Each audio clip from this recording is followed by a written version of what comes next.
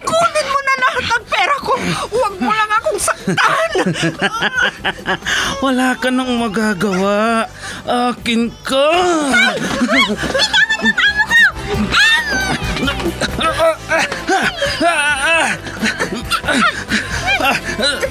Sino kang pumulupot sa likod ko? Bumaba ka dyan. Hanggat di mo binitawan ang amo ko! Lalabas ang di mamulok ko!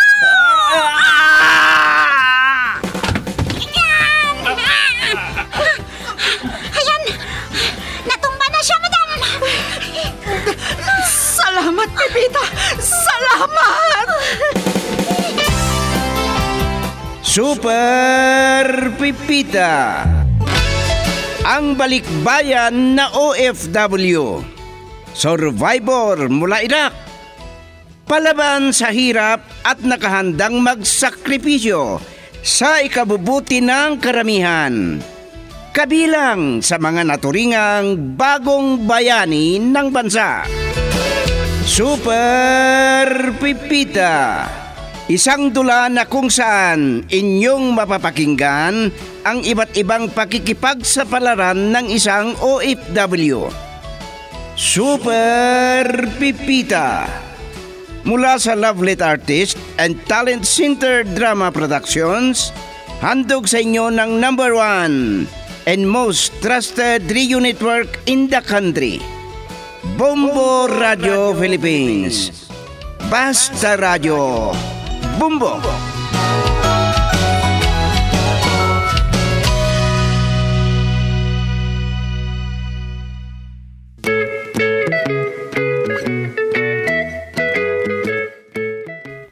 Ang nakaraan, nakaramdam ng galit si Tuto nang makita niyang nilabas ni Mang Manny ang kanyang maraming pira, pero electrical tip lamang ang binili nito.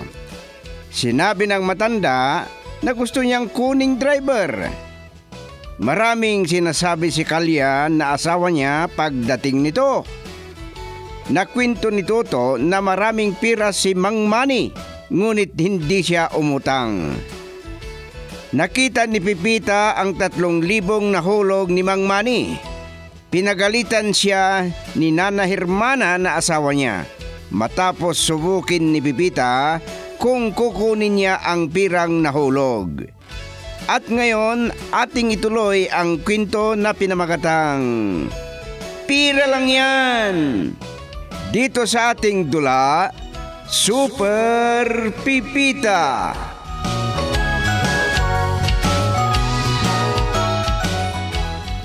Oh, kaibigan. Ako sana ang tatawag sa'yo. Oh, mabuti naman ako. Si Pipita na katulong namin ang kasama ko dito. Pumunta ng Baguio si Hermana dahil tinatamad magbakasyon ang aming anak. Ay nako, pera na lang lagi ang kailangan niya. At saka matagal-tagal na din na wala akong kontrata. Ano? Pupunta kayo ng Holy Land? O paano na ang pinag-usapan natin? Oh, sayang. Pera na sana yun. Ano?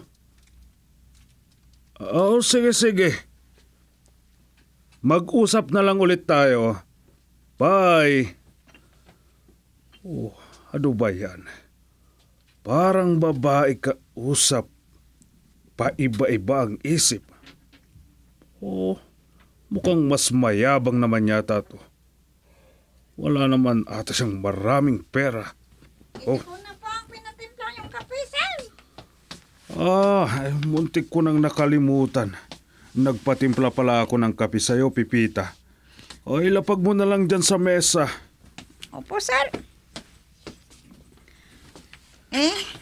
Sige po, papasok na lang po ako sa kwarto ko. Kung may iutos pa kayo, kumatok lang po kayo sa pinto. Oh, napapagod pa akong maglakad. Tawagin na lang kita sa cellphone mo. Pero huwag ka munang umalis. Meron pa tayong pag-uusapan. Alam mo ba ang salitang malas? Opo, sir. Naririnig ko na po ang salitang yan. Sino po ang malas, sir? Huwag mo nang tanungin. Maliwanag na ikaw ang malas, Pipita. Ako po, sir? Mula kasi nang dumating ka na katulong namin. Nagkanda malas na ako. Ang tagal-tagal ko nang walang kontrata. Meron sana, kaso di matuloy-tuloy. Kaya malas kang katulong. Hindi naman po siguro, sir. Baka naman nagkataon lang na wala kayong kontrata. May kilala po akong inhinyero, sir. Sabi niya noon, pag ganitong buwan daw, mahina ang kontrata. Huwag ka nang magdahilan. Umalis ka na nga. Baka di ako makapagtimpe. Imbes na kape ang inumin ko, iinom na lang ako ng alak.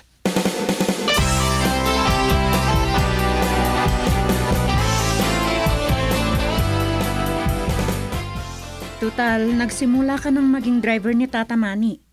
Ba't di ka umutang ng pera sa kanya? Ano ka ba naman, Kalya?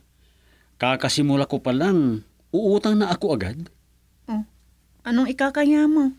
Wala nang lahat ng kailangan dito sa bahay. Wala nang bagong at mantika. Maalala ko ang mantika. Yan ang paborito kong ulam nung bata ako. Lalo na pag lagyan ko ng bagoong o kaya toyo. Huwag mong ibahin ang usapan.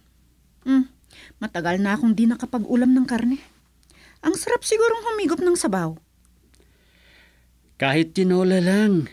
Atay pa lang, solve na ako eh. Subukan mong katayin yung manok na pinabigay sa akin. Paramihin ko yon. Kundi ikaw ang kakatayin ko.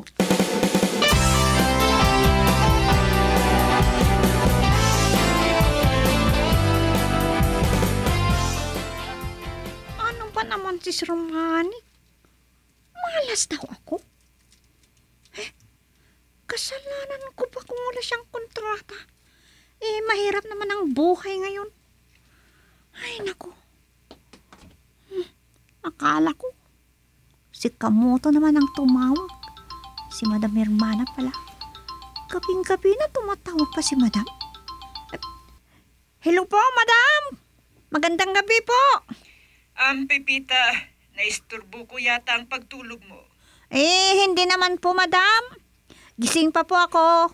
Ngayon ko lang kasi naisip na tawagan ka. Nung dumating ako dito, may pinuntahan kami. Kumusta naman kayo dyan? Mabuti naman, Madam. Nagsimula na ba ang kontrata ni Manny? Hindi pa po. Oo nga pala. Kaya siguro nagagalit sa akin si Sir kasi di natuloy ang kontrata niya.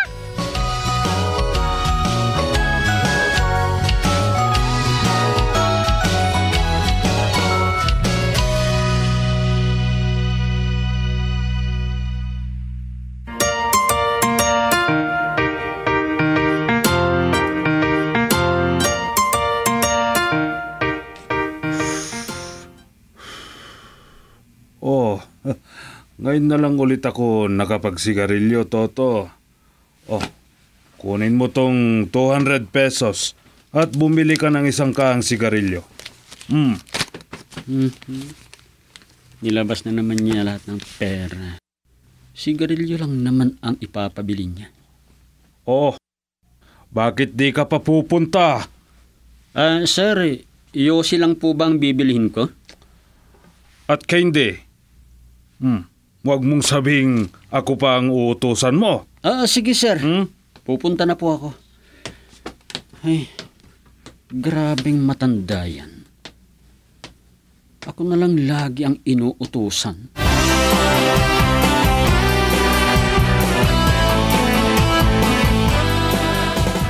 Mas mabuting ang asawa ko na lamang ang tawagan ko. Katulong lang naman si Pipita. Baka nahihiyang magsabi ng totoo. Sabagay, di naman mabisyo ang asawa ko. Maliban na lang kung may maganyaya sa kanyang uminom at magsugal. Oh, nagre-ring na ang cellphone. Oh, Hermana. Ba't ka napatawag? Hindi ka pa ba uuwi? Oh, yan ka na naman. Yan agad ang tanong mo. Bukas ako ng hapon magbiyahe kasi may pupuntahan pa kami ng anak mo mamayang hapon. Oh, nasaan ka ba ngayon? Andito ako sa loob ng sasakyan. Pinahinto ko ang sasakyan kay Toto. Gusto kong manigarilyo at iniisip ko pa kung saan kami pupunta. Wala ka naman palang pupuntang importante. Ba't ka pa ba lumabas? Iinis kasi akong makita ang mukha ng katulong natin. Malas kasi siya.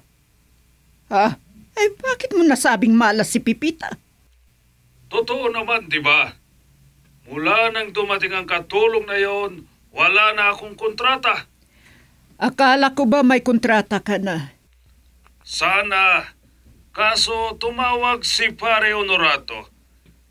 Kinansel niya dahil magbabakasyon daw sila sa Holy Land. Paggaling sila ng Australia. Talagang di nila alam kung saan nila gagamitin ang pera. Talagang marami silang pera. Bakit hindi natuloy ang ipapagawa nilang bahay? Wala kang karapatan sa kung ano mang gusto nilang paggamitan ng pera. Ay nako, meron ka bang importanteng sasabihin? Ha? Maninigarilyo sana ako. Ay, tigilan mo ng paninigarilyo. Ay, bahala ka kung di mo alagaan ng atay mo.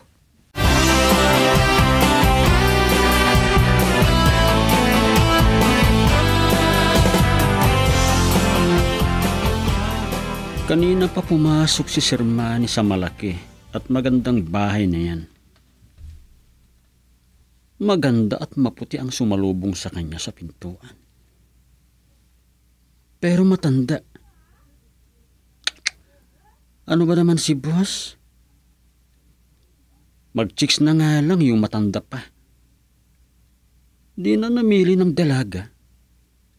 Mamaya niyan, maubos ang pera niya. Balak ko pa namang umutang sa kanya. Pero, may mauutang pa kaya ako? May dumating na sasakyan. O yan. Meron pang sumunod.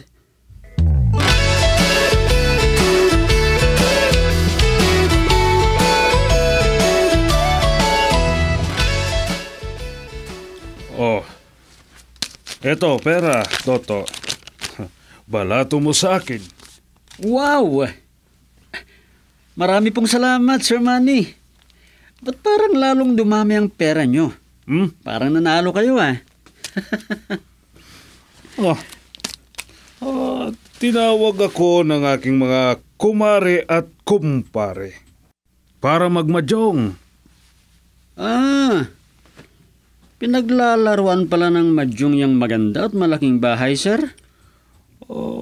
Pero dahil sa marami na kaming player, pinagbigyan na lang namin ng mga babaeng maglaro ng madyong at naglaro na lang kami ng Lucky Nine. Kaya pala abot hanggang tenga ang ngiti nyo kaninang lumabas kayo, sir. Sir, baka pwede namang gawin yung 2,000 ang binigay nyo, sir. Ikaw lang ang taong di makontento sa balato. Para ka naman ng humihingi para sa abuloy. Ay, hindi po abuloy, sir.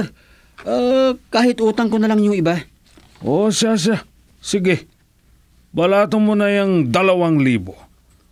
Wala ka rin lang pambayad.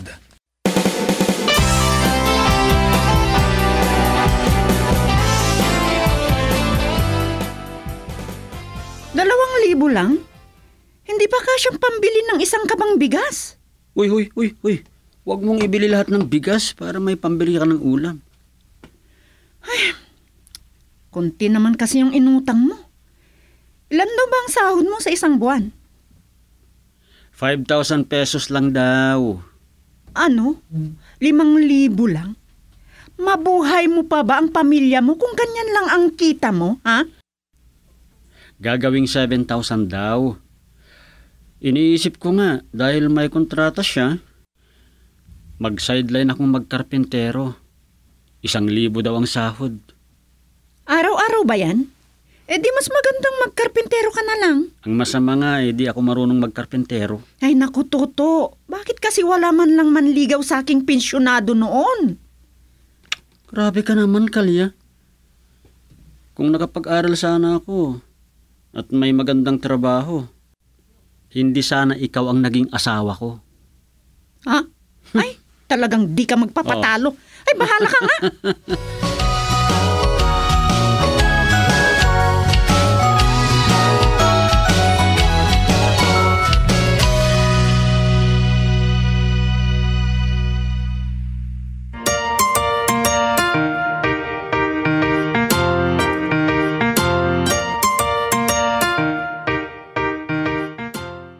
Oh, engineer.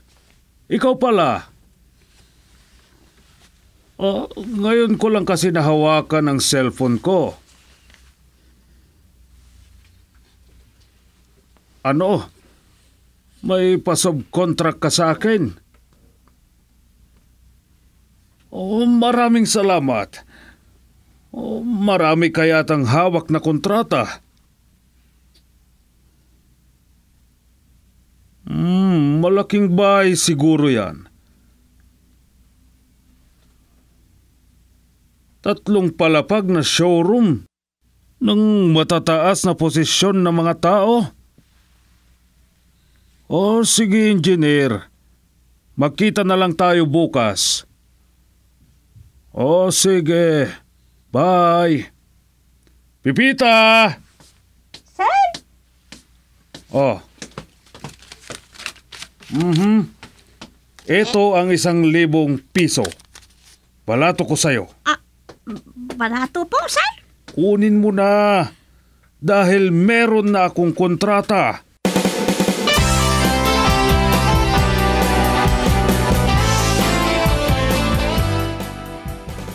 Hindi ko maintindihan si sir.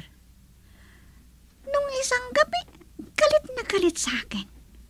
Dahil wala daw siyang kontrata at malas daw ako. Ngayon, biglang ang bait-bait. Ay, nagsusugal pala si sir.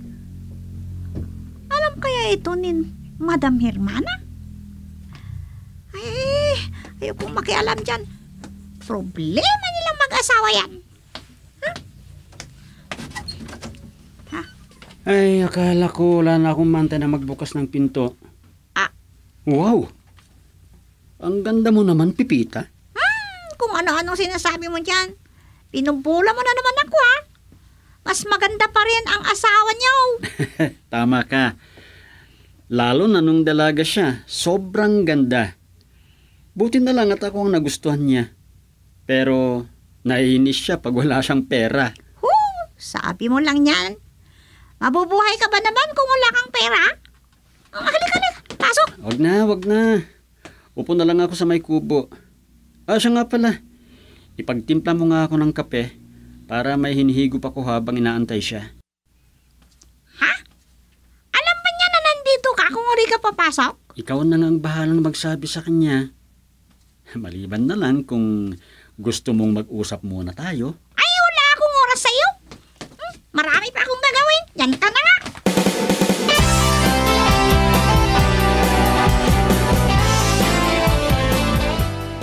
Oh, ganyan pala ang plano nyo, kumpare. Oh, magandang balita yan. Kung matutuloy na din ang ating usapan na pagpapatayo mo ng malaking bahay. Malaking halaga ang kakailanganin natin. Oh, depende. Oo, kumpare. Magandang bahay na yon. Oo, sige. Bye.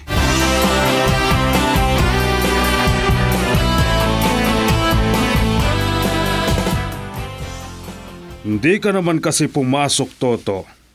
Oh, hinihintay mo ko. Hinihintay din kita. Sir, hindi po ba sinabi ni Pipita? Sus, loko talaga yung katulong niyo eh. Huwag mong sisihin si Pipita. Ikaw ang may kasalanan. May kausap ako kanina sa cellphone. Sininyasan ko siya. Ayaw kong maistorbo. Wow. Parang magandang balita yan ah.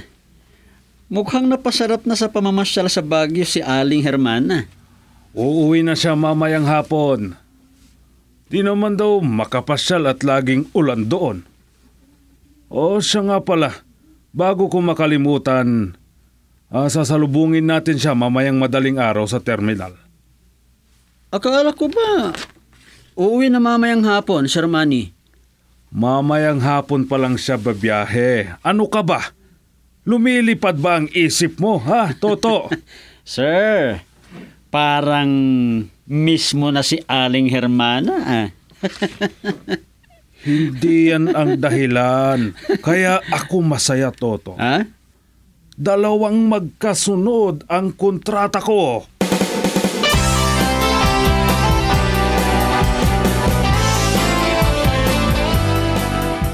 Ay, narinig ko ang pag-uusap niyo ni Sir sa cellphone, Madam. Uuwi na daw po kayo? Sana nga di umulan mamaya, Pipita. Lagi na lang kasing umuulan dito paghapon. O si Manny ang tumawag sa akin. Masayang magkikwento. Kaninang sasabihin ko sanang nandito na si Tuto. Sininyasan naman ako na wag kong istorbohin. Matutuloy na rin daw ang plano ni Honorato na magpapatayo ng bahay. Mabuti naman po kung ganon, Madam. Dalawang magkasunod ang kontrata niya. Kaya binawi na niya yung sinabi niyang malas ka, Pipita. Madam, sinabi pala yun sa inyo? Hindi ko pa yan alam noong nag-usap tayo. Hindi ko kasi sinumbong sa inyo yan, Ma'am. Hindi kasi ako ganong tao. Baka mainit lang ang ulo niya ng oras na yon, Madam.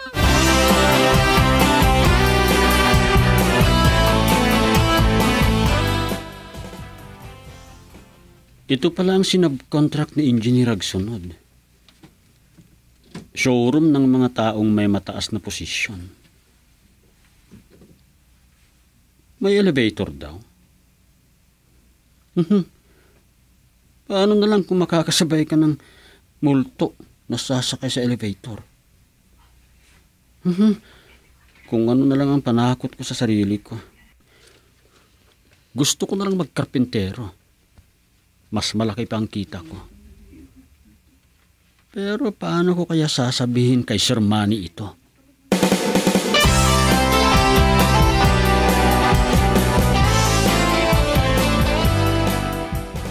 Sino naman kayang kumakatuksak eh? Yung mga batang dumadaan kaya? Kagaya nung isang araw. Kumatok sila sagit sabay takbo. Ay naku, mga batang loko-loko. Buksan ko na nga.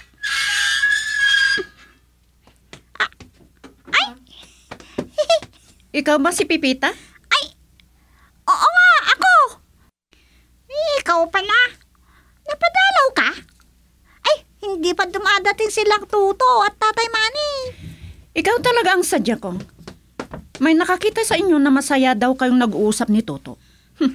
Gusto mong agawin yata ang asawa ko, ha? Ay! Ano ba yung sinasabi mo, Kalya? Huwag mo naman sana akong ipahiya, ha? Sayong-sayo lang si Tuto!